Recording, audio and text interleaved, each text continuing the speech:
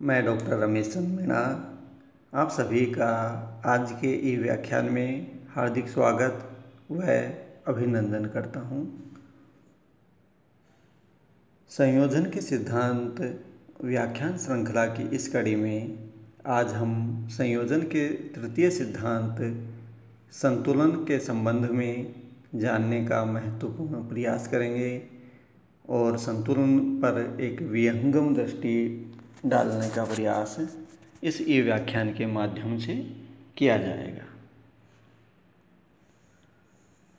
संतुलन कला सृजन का वह सिद्धांत है जिसके अनुसार चित्रण के सभी तत्व इस प्रकार व्यवस्थित हों कि उनका भार यहाँ भार से आशय चित्र के आकर्षण व चित्रकला के तत्वों के भार से है समस्त चित्र तल पर समुचित वितरित रहे। जो संयोजन है उसके भार को अनुचित रूप से केंद्रित होने से बचाना तथा इस प्रकार चित्र को असंतुलन से बचाना ही इसका ध्येय है। चित्र के सभी तत्वों का भार संतुलन से संबंधित है, अतः उनका भार जानना भी अपेक्षित है। यहाँ भार का अर्थ दृष्टिगत भार से है।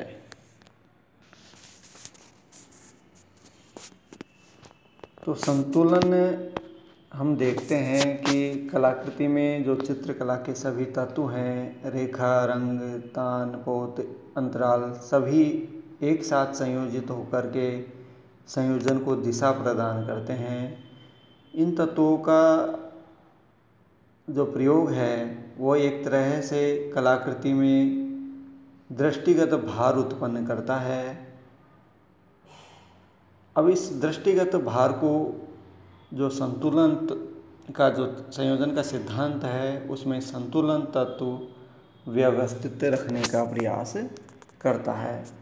यह भार किस तरह से संतुलन में रहता है वो इस तरह से समझेंगे।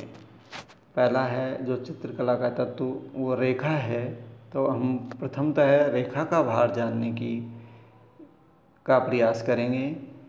दृष्टि सामान्यतः रेखा का एक कलाकृति में अनुसरण करती है। एक रेखा दिशा का निर्देशन करती है।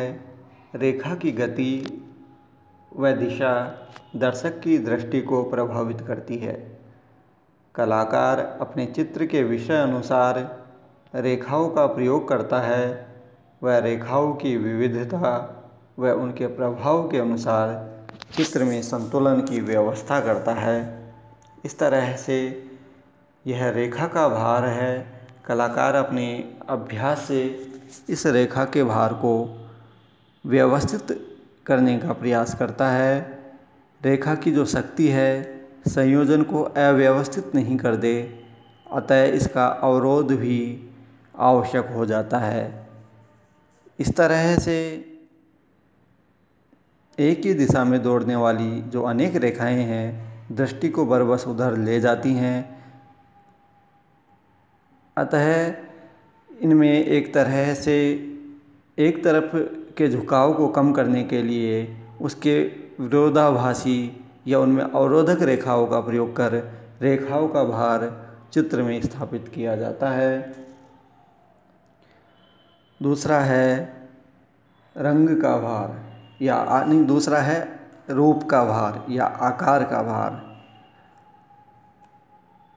आकृति का जो भार है उसके आकार पर निर्भर करता है सामान्यतः, क्योंकि एक आप समझोगे कि बड़े आकार दृष्टि को अधिक देर अपनी तरफ आकर्षित करता है और छोटा आकार कम समय के लिए दृष्टि को अपनी ओर आकर्षित करता है।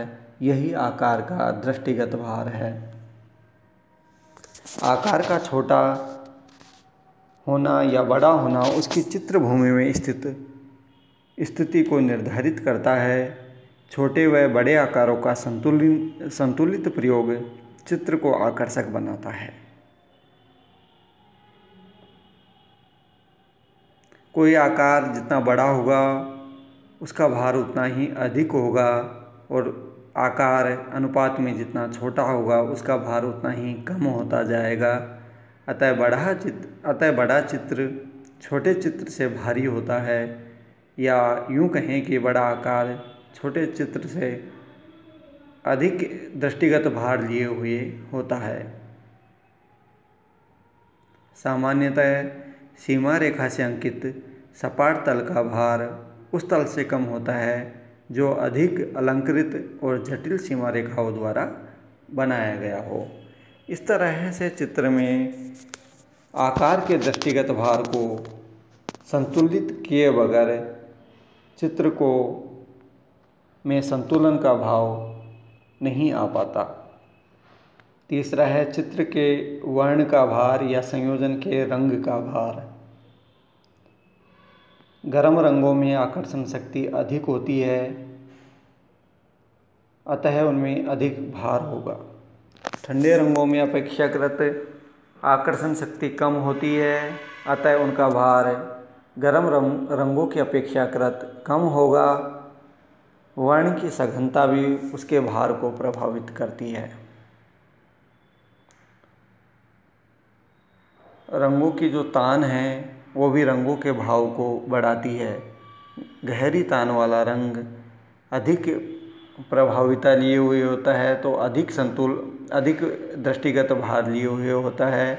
मध्यम तान उसे कम दृष्टिगत भार लिए होती है, और हल्की तान का दृष्टिगत भार गहरी और मध्यम तान से स्वभावतः कम होता है। अतः जो चित्र है उसमें वर्ण का भार भी महत्वपूर्ण होता है, और इस रंगों के इस भार को व्यवस्थित करने का प्रयास हर संयोजन में अवश्य होता है। ये जो भार है रंगों का, वो रंगों की आकर्षण शक्ति को निर्धारित करता है।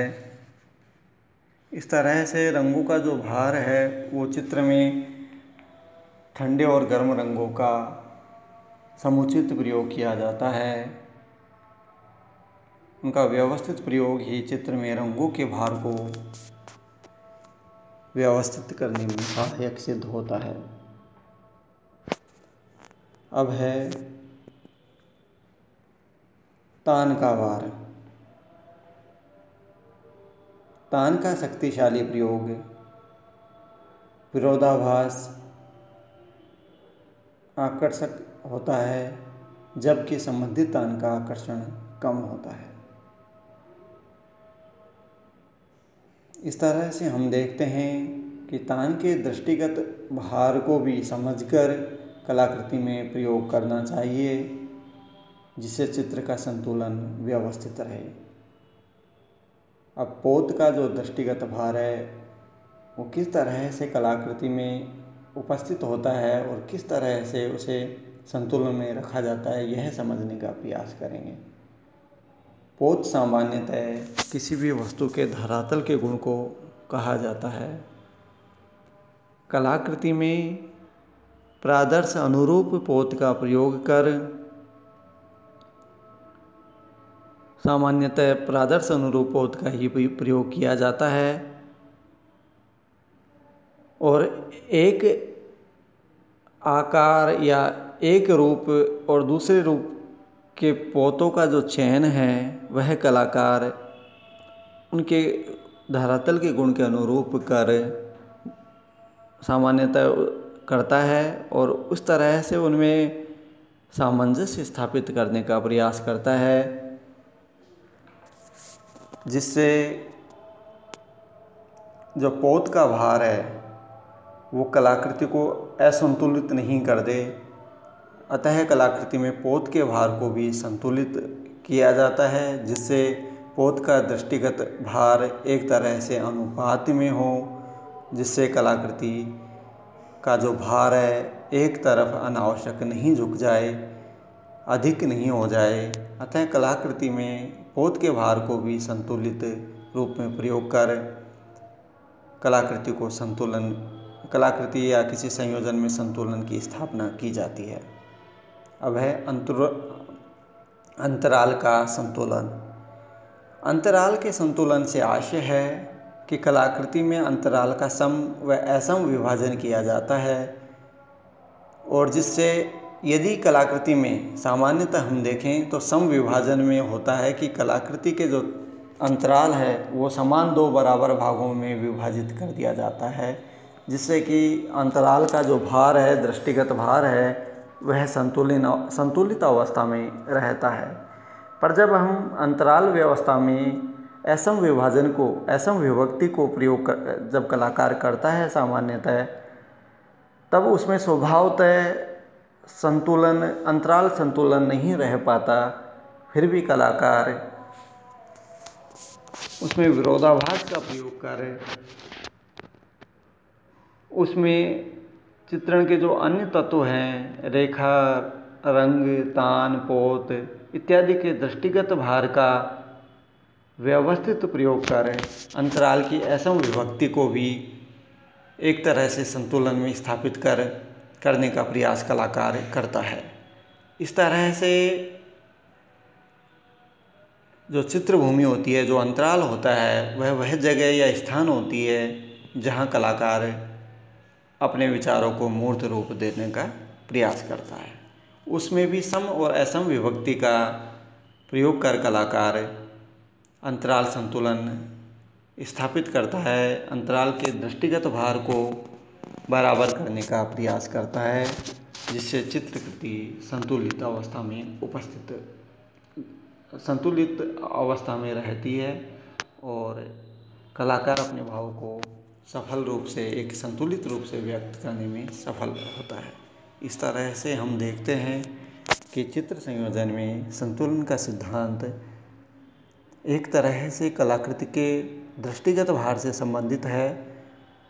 कलाकृति में जो दृष्टिगत भार है उसको व्यवस्थित करने के लिए संतुलन का सिद्धांत कार्य करता है, जो अति आवश्यक है। धन्यवाद एवं शुभ दिवस। धन्यवाद।